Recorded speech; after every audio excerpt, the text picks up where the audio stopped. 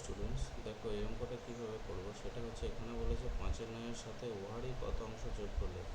তার মানেটা কি, 5-9 প্লাস উহারই কত, তার মানে 5-9 ইন্টু এক্স সমান 1 24 হবে। তাহলে এক্ষেত্রে 5-9 যদি আমি কমন নিই, এটা হবে 1 plus x that equals to 24 by হচ্ছে 24। এখান থেকে 1 প্লাস এক্স সমান আমি লিখতে পারি 25 ইন্টু 9 বাই হচ্ছে 24 ইন্টু 5।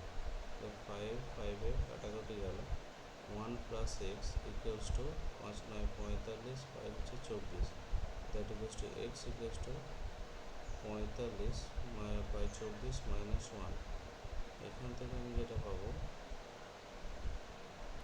সেটা হচ্ছে এক্স সমান 45 মাইনাস 24 বাই হচ্ছে 24, that equals to x equals two, এটা বিয়োগ করে কত আসবে সেটা হচ্ছে 21 বাই 24, দ্যাট ইকুয়ালস টু, এটা 3 দিয়ে কাটাকাটি গেলে 7-8, কারণ অপশন বি হচ্ছে সঠিক অপশন।